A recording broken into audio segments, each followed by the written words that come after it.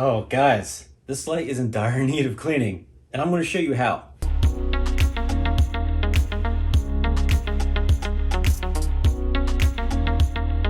Hey you guys, real quick, if you want to support this channel, the best way to do that is by hitting that subscribe button, hit the like button on this video, and leave me a comment down below. Say, hey, this is a cool video, cool tanks, I like it, thumbs up. Hit the bell notification so that you know when I upload. Alright guys, so I want to bring to your attention, I took the BioCube hood off that houses the LEDs, the lights, the stock lighting, but look what I found. Look at that. There's rust.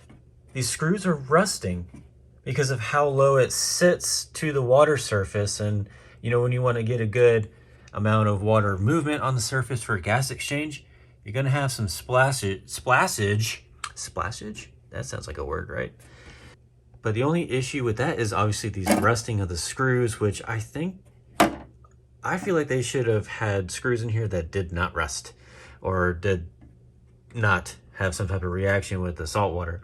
But also it clouds up the plastic here, which in turn will make your par or your light less effective for your corals. Your corals will start getting lower light.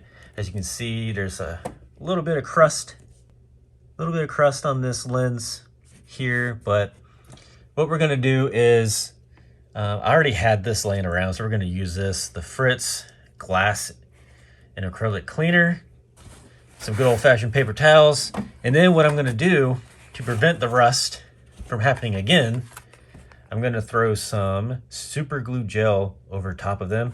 So that way it'll have some type of barrier and it won't get into the water column or anything like that, and then cause issues down the line with corals melting, all this and that, and this stuff won't show up unless it's on an ICP test. It's not really any type of, you know, a household or hobby grade test kit to test for this type of rust and whatnot. And I'll be using super glue because in my experience, it's easy to just chip off and chip away if we ever need to get back into this panel.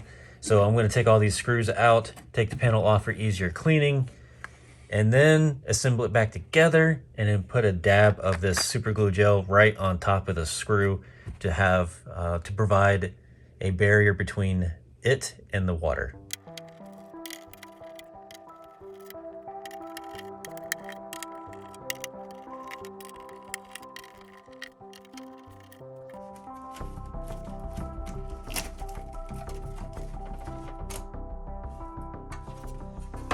There it is, it's off.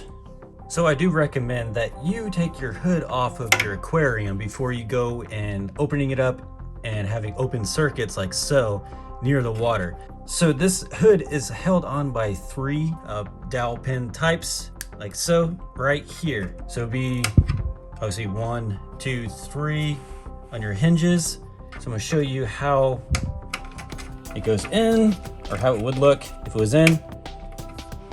Like that, it would be sandwiched between the tank one and this hood one. So what you want to do is, it'll be easier to get yourself some pliers or whatever you have around to grab the ends of your pins, like so. Get a good grip. It's super easy. And then you take this other one that's flat, get your other pliers, pull that out, and boom, it comes right out. Super easy. It just comes apart like that.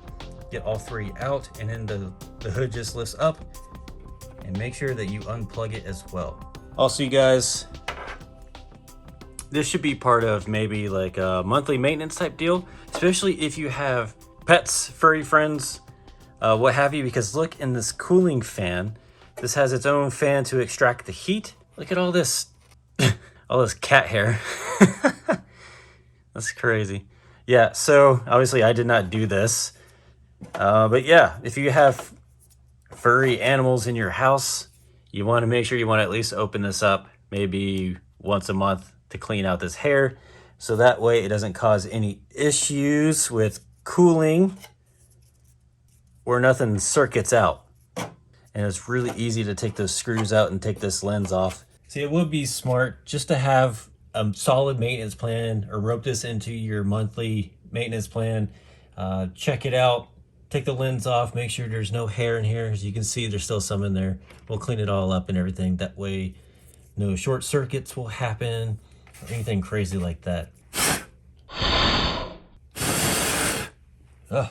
And if you have an air duster, ow, I recommend that because, ow, it's in my eye.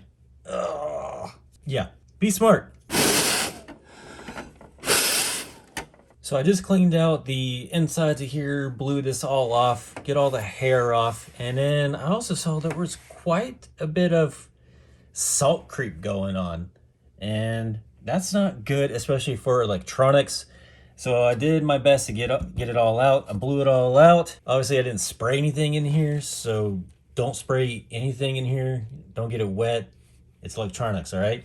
Now we're gonna clean our lens and then we'll put the lens back on.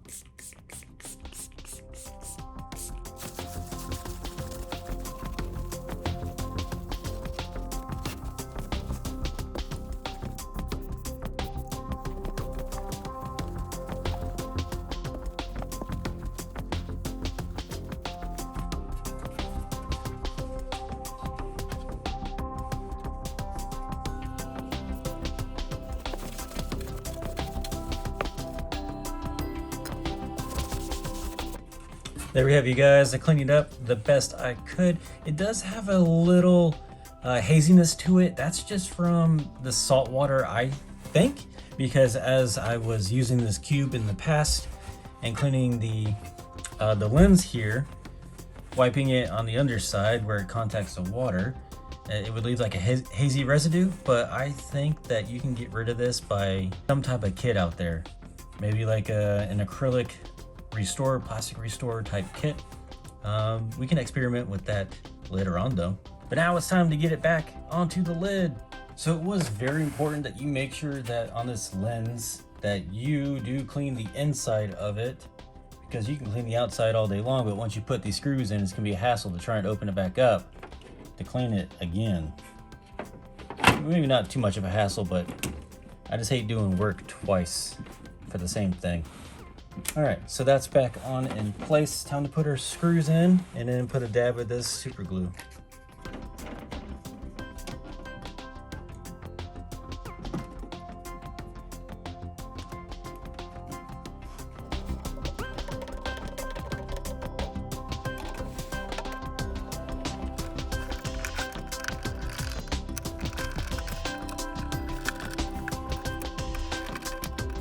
Voila, there we go, guys. It's back on, it's cleaned, ready to go. Just I'm gonna give a good wipe down on the inside, but it's eventually gonna get dirty again. But it's always good maintenance practices to wipe down your equipment, get off any saltwater residual, any salt creep. That can just lead or cause other problems later down the line. So yeah, now it's time to put a nice little dab of super glue on the screws to prevent our corrosion. So super glue is really versatile in this hobby. You can use it for anything. I've used it to hold together, obviously, frags and stuff like that. Acrylic pieces in the sump, basically anything. Super glue is one of those tools that you kind of need in the hobby. Here, let me get a closer look for you.